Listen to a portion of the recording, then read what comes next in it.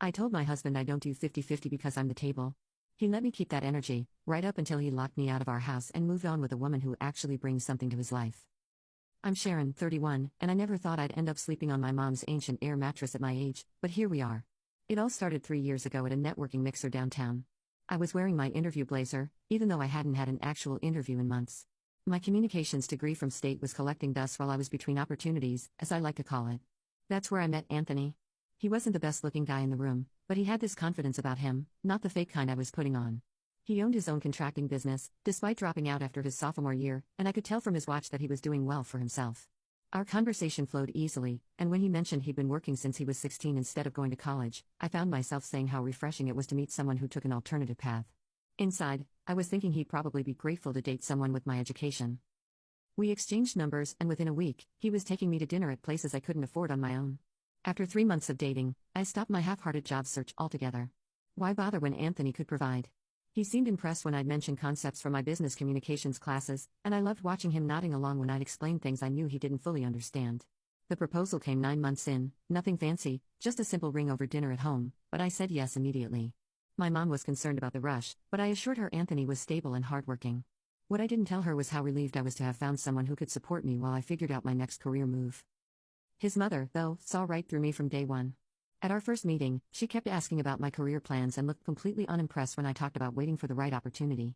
After we left, Anthony mentioned she'd pulled him aside and said I seemed more interested in his wallet than his heart. I laughed it off, calling her old-fashioned, but the comments stung because there was some truth to it. After the wedding, we moved into the house Anthony had bought before meeting me. Technically, his name was the only one on the deed due to my credit issues, but I immediately started referring to it as our home and redecorating with his credit card. I'd make these little comments at social gatherings about how Anthony was street smart but not book smart, laughing like it was just a harmless joke. While he smiled uncomfortably, when we'd have dinner with his clients, I'd casually mention my college education and slip in stories about Anthony's family being salt of the earth types with a tone that clearly communicated I thought they were beneath us intellectually. Anthony worked constantly to grow his business, while I managed our social calendar at home. My version of home management mostly involved hiring cleaners when we could afford them and leaving things undone when we couldn't. Whenever he'd bring up me finding work, I'd remind him that with my degree, I couldn't just take any job, it had to be something that reflected my education and potential. The unspoken agreement, at least in my mind, was that his role was to provide financially while mine was to bring class and sophistication to our partnership.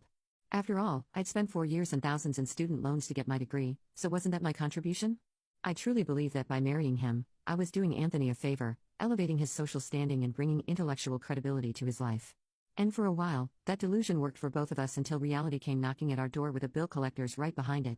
That's when things started getting tense between us. I developed a taste for nice things after all. What was the point of having a hardworking husband if I couldn't enjoy the benefits? But I was smart about it, or so I thought. I'd hide shopping bags in the trunk before bringing them inside, snip tags off clothes, and hang them like they'd been in my closet forever. At first, Anthony didn't notice the new designer purses or the expensive candles that filled our home, but then the credit card bills started piling up. Anthony started working longer hours, sometimes not coming home until after 10 p.m. I'd complain about being lonely, but when he was home, I'd needle him about growing the business faster. My friend Julia's husband just bought her a Range Rover. I'd mention casually over dinner, maybe if you'd finished college, you'd know how to scale properly. He'd look hurt, but I'd quickly smooth it over by saying I was just helping him think bigger. Behind his back, I was checking his emails and business accounts, searching for signs that he was failing so I could prepare myself. I was terrified of losing the lifestyle I'd grown accustomed to but refused to consider getting a job myself. Things got worse when inflation hit and everything got more expensive. When our favorite restaurant raised prices, Anthony suggested we cut back on eating out. I took it as a personal attack. Are we poor now? I snapped, knowing it would wound his pride. That night, I met my girlfriends for drinks and vented about how Anthony wasn't ambitious enough. He's just not on my intellectual level, I slurred after my third martini, unaware that Melissa was recording parts of our conversation on her phone while pretending to text. 2 days later, Anthony was suddenly cold to me, and I later found out Melissa had sent him clips of me trashing him to our friends. I tried damage control, crying and apologizing, but something had changed in him. He started asking questions about bills and expenses I couldn't answer. When he discovered I'd maxed out 3 credit cards he didn't know existed, the real fights began. He wanted full transparency about our finances, which I found controlling and insulting. Meanwhile, I was still manipulating our mutual friends, painting Anthony as a workaholic who cared more about money than our marriage. Most believed me, I'd always been better with people than he was, but a few started keeping their distance, seeing through my act. I was building a house of cards, and the winds of reality were starting to blow. Then came the night that changed everything. Anthony came home early. I later found out he'd fired a client who'd been disrespectful to his crew, something I would have criticized him for had I known. He found me online shopping for a vacation we couldn't afford. The look on his face was different, something had hardened in him. "We need to talk about our financial situation," he said calmly, too calmly. Laid out spreadsheets showing our debt, monthly expenses, and income, all organized in a way that surprised me. Had he always been this financially literate? "I need you to contribute," he said finally. "Get a job, any job. We can't continue like this." I laughed, actually laughed in his face. "You want me to work at some minimum wage job with my degree? That's beneath me." The argument escalated quickly. He pointed out that my degree wasn't earning us anything, sitting unused. I countered that I'd married him with certain expectations, that he would provide while I managed our social life and home. When he suggested we go 50-50 on expenses until things improve, something in me snapped. "I don't do 50, I yelled. "I'm the table. You don't get to come home and eat if you don't buy the groceries and set the table. That's how marriage works." The silence that followed was deafening. "What does that even mean?" he asked quietly. I couldn't really explain it. It was something I'd heard in a TikTok about women not settling for less than they deserve. But in that moment, as Anthony looked at me like I was strange, I doubled down rather than admit I was parroting something I didn't fully understand. "It means I bring value just by being here. My presence is my contribution. You should be working harder if we're struggling, not asking me to lower myself." He shook his head slowly and left the room. That night, he slept in the guest bedroom for the first time in our marriage. The next morning, he was gone before I woke up, and I found a note on the kitchen counter. "I've moved half our monthly expenses into the joint account. That's all I'm contributing from now on. You need to cover the rest, or we need to seriously downsize." I crumpled the note and threw it away, convinced he was bluffing. He wasn't. When I tried to use his credit card for a hair appointment that weekend, it was declined. When I called him screaming, he calmly explained this was the new reality: either I contributed financially or accepted a lifestyle adjustment. Instead of looking for work, I chose escalation. I showed up at his job site unannounced, making a scene in front of his clients and employees. I'd had a few drinks for courage, which turned out to be a huge mistake. I started ranting about how he was financially abusing me, expecting his clients to side with me, but they just looked uncomfortable. Anthony's foreman actually escorted me to my car. Later, I learned the client had pulled Anthony aside and expressed sympathy, saying his ex-wife had similar issues. They ended up signing a bigger contract that day. My meltdown had backfired completely. When the first bill came due that Anthony wouldn't cover, I panicked. In desperation, I sold a watch his grandfather had given him, telling myself I'd buy it back later. When he discovered it missing and confronted me, I denied everything until he showed me the pawn shop receipt. He tracked it down. The look of disgust on his face broke something between us permanently. That night, he recorded our entire conversation on his phone. I saw him do it, but was too angry to care. He calmly informed me that since the house was solely in his name, I had 30 days to either start contributing financially or move out. I laughed again, certain he couldn't legally evict his own wife. I was wrong. Anthony had already consulted a lawyer. He knew exactly what his rights were. When I realized he was serious, I tried different tactics: crying, seduction, guilt, but nothing worked. He'd sleep at his office some nights to avoid me. When I called his mother hoping for an ally, she told me she'd warned him about me from the beginning and was glad he was finally seeing clearly. My own friends started distancing themselves after Anthony showed them recordings of my behavior. The more desperate I became, the more people pulled away. On day 31, I came home to changed locks and 2 police officers waiting outside. All my things had been packed and placed in storage. Anthony had even paid for the first month. He wasn't there himself, he couldn't even face me. My key didn't work, and the officers explained I no longer had legal right to enter the property. I called Anthony screaming and threatening, but he simply hung up. When I called back, he blocked my number. I sat in my car sobbing for hours, unable to process what was happening. My perfect life had imploded, and I had nowhere to go except my mother's house. Mom took me in, but what wasn't as sympathetic as I'd expected. "I raised you better than this," she said after hearing Anthony's side of the story. He'd actually called her before changing the locks to make sure I'd have somewhere to go. The spare room that had once been mine was now her crafting space, filled with boxes and supplies.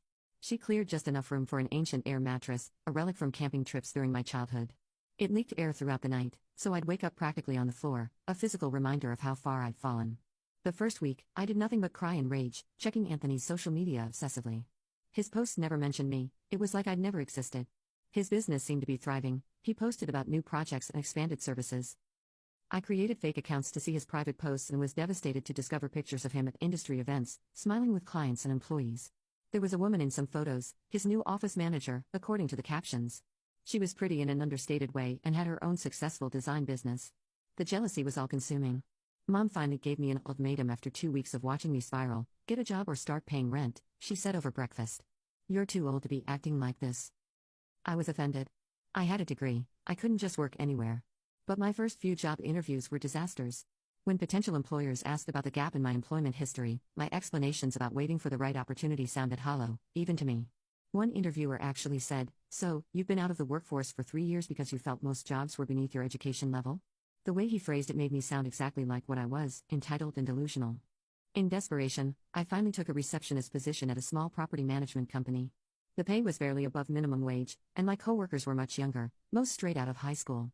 The humiliation of wearing business casual clothes I once would have donated to Goodwill, answering phones, and making coffee for people without college degrees was almost unbearable. But the first paycheck brought a strange feeling of accomplishment I hadn't experienced in years. It wasn't enough to get my own place, but it covered my phone bill and gave me spending money that didn't come from a man's wallet. Throughout this whole transition, I couldn't stop thinking about how Anthony had changed. The man who'd been so enamored with me would seem. So, I was grateful that my ex had somehow grown a backbone. I wondered if he'd been talking to someone, a therapist, maybe, or a friend who'd been divorced. He'd never stood up to me like that before, never set boundaries or held his ground. Part of me was furious at this betrayal, but another part, a part I didn't want to acknowledge, was impressed. When exactly had he started recording our conversations? How long had he been planning his exit strategy? The thought that he'd been methodically documenting my behavior while acting normal made me feel physically ill. One night, after a particularly humiliating day at work where my supervisor, who was 5 years younger than me, had to correct my filing system, I broke down and called Anthony from a friend's phone. To my surprise, he answered. "What do you want, Shar?" His voice was flat, emotionless. I started with anger, accusing him of ruining my life, but quickly shifted to tears. When that didn't work, I reminded him of our good times, how happy we'd been in the beginning. "We could try again," I suggested. "I've changed, I'm working now, see, I'm contributing." There was a long pause on the line. "Sharon," he finally said, "I spent 3 years trying to be enough for you. I'm not doing that anymore." The call ended, and with it, my last hope of an easy way out of my situation. The weeks turned into months, and slowly, almost imperceptibly, things began to change.